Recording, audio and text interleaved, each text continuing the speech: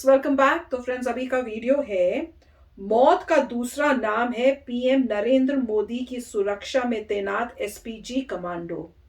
वो तो है, इतनी डेंजरस सिचुएशंस के लिए सब उन्होंने ही सब संभालना होता है।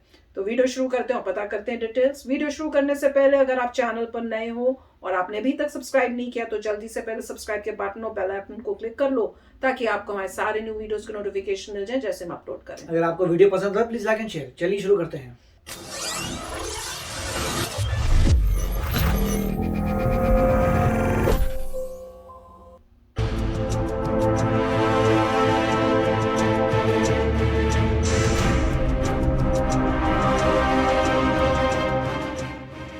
अरे बेवकूफो, जो कहते हैं मोदी डर कर लौट आए वो ये नहीं जानते कि 5 मिनट और रुक जाते तो क्या से क्या हो जाता।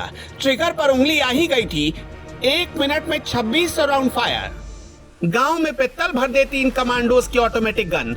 प्रदर्शन जीवी के सिर से पांव तक इतने छेद हो जाते कि कंफ्यूज हो जाते सांस कहां से ले, और बाकी तो आप खुद ही समझदार हैं।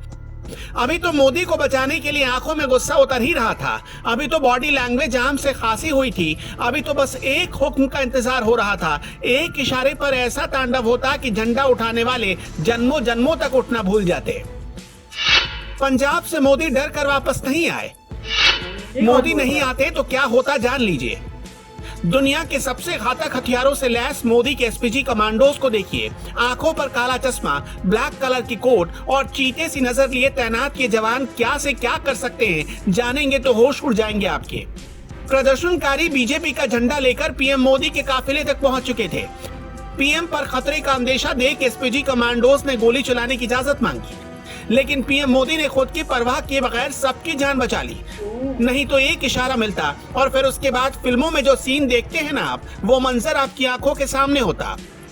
अगर आप सोच रहे हैं कि 2-4 एसपीजी के जवान ही तो खड़े हैं, ये क्या बिगाड़ लेते, अरे ये 2-4 ही 2-4 हजार को निपटाने की हैसियत रखते हैं। ये माँ की कोख से पैदा होते ही मौत से दोस्ती कर बैठने वाले लोग होते हैं। एसपीजी के ऑफिसर्स को वर्ल्ड क्लास ट्रेनिंग से गुजरना पड़ता है। ये वही ट्रेनिंग है जो United states secret service agents को दी जाती है। SPG commandos automatic gun FNF 2000 assault rifle से लैस होते हैं। ये मेड इन बेल्जियम राइफल है जो 1 मिनट में 850 राउंड फायर करती है। कमांडोज के पास FNP-90 सबमशीन गन होती है जो 1 मिनट में 900 राउंड तक फायर कर सकती है। इसकी रेंज 200 मीटर की होती है। इन कमांडोज के पास FN SCAR H assault rifle होते हैं। ये 1 मिनट में 850 राउंड फायर कर सकते हैं और इनकी रेंज 400 मीटर की होती है। इन कमांडोज के पास फोल्ड होने वाली बुलेट प्रूफ शील्ड होती है। गोलीबारी होने पर यह प्रधानमंत्री के सामने फैला दी जाती है। इसके पीछे रखकर पीएम को सुरक्षित निकाला जा सकता है। कमांडोज के पास ग्लोक 17 नाम की एक पिस्टल होती है। ये एक light weight bullet proof jacket पहनते हैं जो 10 मीटर दूर से AK-47 से चलाई गई 7.62 कैलिबर की गोली को भी झेल सकती है। इसका मतलब हुआ कि पीएम मोदी को एक खरोच भी नहीं आने वाली थी, लेकिन उनको छूने की गुस्ताखी करने वाला जिंदा भी बचता या नहीं इसकी गारंटी नहीं थी। अब समझ में आया कि अगर पीएम मोदी और 5 मिनट रुक जाते तो क्या से क्या हो सकता था। इन कमांडोज के कानों में ईयर प्लग लगा होता है जिसका इस्तेमाल ये अपने साथी से बातचीत करने के लिए करते हैं या फिर वॉकी टॉकी का सहारा लेते हैं। इनके जूते भी आम जूतों से काफी अलग होते हैं। ये किसी जमीन पर नहीं फिसलते। ये कमांडोज चश्मा भी पहनते हैं जो उनकी आंखों को हमले से बचाते हैं और किसी भी प्रकार का डिस्ट्रैक्शन नहीं होने देते। पीएम की सुरक्षा में कई जगहों पर तमाम घेरों में 1000 से ज्यादा एसपीजी कमांडोज तैनात रहते हैं। इन कमांडोज को भारतीय सेना और पुलिस बल से चुना जाता है। इन्हें विशेष ट्रेनिंग दी जाती है। ड्राइवर से लेकर निजी बॉडीगार्ड तक एसपीजी के ही होते हैं। इन्हें चेहरे पर किसी भी तरह के भाव दिखाने की मनाही होती है। पीएम ने खुद भी रिस्क लेते हुए कोई आदेश नहीं दिया। शायद प्रधानमंत्री ने ही वहां की स्थिति को तुरंत भांप लिया था, वरना उसके बाद उनके एक फैसले से क्या हो सकता था। झंडा उठाने वाले चवन्नी गिनते रह जाते।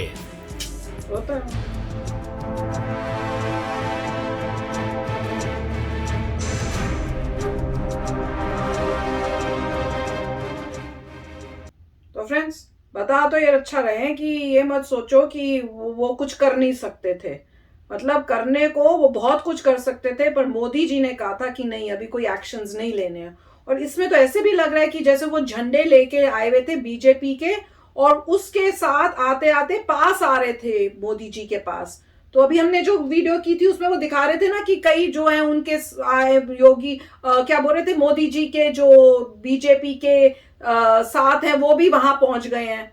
पर इस वीडियो में ऐसे लग रहा है कि वो नहीं थे, इन्हीं में से लोग थे जो बीजेपी के झंडे टाइप लेके वो बीच में बहुत पास आ रहे थे मोदी जी के, और उससे और डेंजर हो रहा था। और वो मेरे ख्याल से उन्होंने पूछा है एसपीजी ने इनसे कि इनको रोकने के लिए या शूट करने के लिए या जो भी, पर मोदी जी ने कहा नहीं, अभी नहीं, अभी तुम, उन्होंने कहा कि अभी रुके रहो। पर मुझे इससे यही पता चल रहा है, सोच रही हूँ मैं, कि ये जो मोदी जी ने गाड़ी ली है इतने करोड़ों की, वेरी इंपॉर्टेंट, बहुत ठीक टाइम पे बहुत अच्छा किया है कि एटलीस्ट अंदर बैठे हुए प्रोटेक्टेड तो हैं और बाहर एसपीजी है। तो इससे तो मेरे को लग रहा है कि और पैसे बल्कि खर्च करें सिक्योरिटी ऑफ प्राइम मिनिस्टर के लिए, क्योंकि इस तरह की हरकतें होती हैं। और मेरे ख्याल से जब प्राइम मिनिस्टर जाएं तो आप जो है स्टेट को मत बोलो देखने के लिए, सब कुछ खुद ही टेक ओवर करो।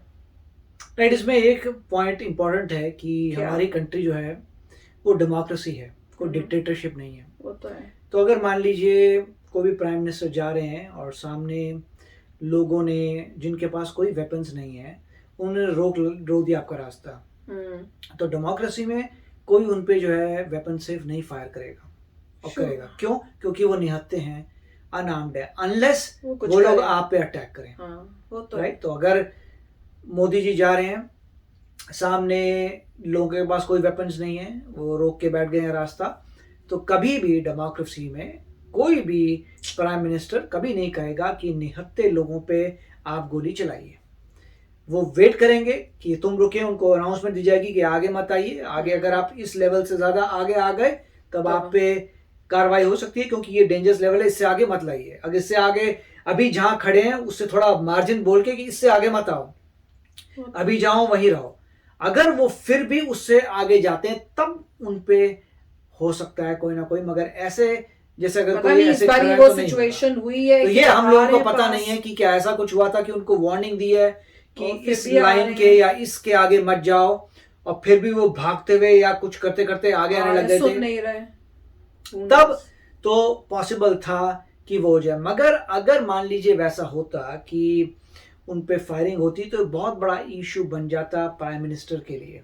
नहीं, पर मुझे लग रहा है जिस तरह से बोल रहे थे कि हो सकता है वो आ रहे थे, पर वही कह रहे थे ना कि अगर 5 मिनट और हो जाता तो फायरिंग हो सकती नहीं, थी। 5 मिनट में वही है, तब तक अगर क्लियर हो गया, अगर आपको नजर आता कि वो निहत्थे लोग आप पे टू अटैक क्लोज आ रहे हैं, बहुत क्लोज आई जा रहे हैं, समथिंग लाइक दैट, अगर लगता कि वाकई ही वो जानबूझ के अटैक वार्निंग के बाद अटैक करने आ रहे हैं, तब पॉइंट आ सकता था कि कोई ना कोई एक्शन। मगर ये बहुत अच्छा था कि आप वहां से रिट्रीट हो जाएं, क्योंकि पॉलिटिक्स जो है बहुत ही डेंजरस चीज है। अगर एक भी इंसान की मृत्यु होती तो पूरा मतलब पॉलिटिक्स आगे पीछे हो जाती, क्योंकि वो कहते हैं कि आपने अनआर्म्ड इंसान पे फायर किया है, और ये एक डेमोक्रेसी है, कोई डिक्टेटरशिप नहीं है। तो जो भी है, मगर ये इन्होंने पॉइंट अच्छा बताया था कि जो एसपीजी थे वो बहुत पावरफुल हैं, उनमें बहुत कैपेबिलिटी है। अगर वाकई ही मॉब ने अटैक किया होता तो मॉब नहीं बचती, तब सब साफ क्लियर हो जाता। और उस वक्त जो है आई एम श्योर कि इमीडिएटली फुटेज आ जाती, लोग सेलफोन्स लेके दिखाते कि हमने तुम्हें मना किया है कि तब तुम वॉयलेट कर रहे हो, जिससे क्लियर हो, आपको वार्निंग दी, आपने मॉब ने वॉयलेट किया, ये हमारे पास वीडियो है, अब तुम अटैकिंग डिस्टेंस पे आ गए हो, अब क्लियर है तुम्हारी इंटेंशन, तुम पे फायरिंग होगी और फिर तुम कुछ भी नहीं कर पाओगे। तो वो बात तो सही थी।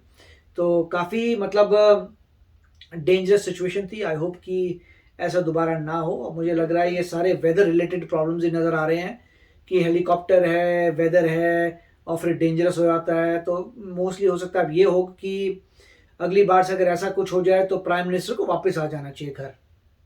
मतलब जो कहीं गए हैं और मान लीजिए 1 मिनट में ही जो प्लान बनता है, अच्छा नहीं हम रोड से जाएंगे, वो सब अगली बार नहीं होगा, आप गए, आपका नई बात चली, आप वापस आ जाइए, फिर दोबारा प्लान करेंगे, फिर जाएंगे। इंस्टेड कि आप सोचे अच्छा फटाफट हम रोड से निकल लगता है ना, इतना गए हैं, खर्चे हुए हैं, तो अब अगर करेक्ट, तो अभी पता चल रहा है कि जल्दी में जो भी आप प्लान बना रहे हैं वो आगे वाले जो जहां आप जा रहे हो, खासकर जहाँ पे प्रॉब्लम्स हैं, खासकर जो स्टेट आपसे थोड़ा मतलब जिसमें थोड़ी ऑपोजिशन ज़्यादा है, वो स्टेट जो आपको रिपेल कर रहा है, तो उसके हिसाब से जो है आप शांति से रिस्क ही मत लो, आप बिल्कुल रिस्क मत लो।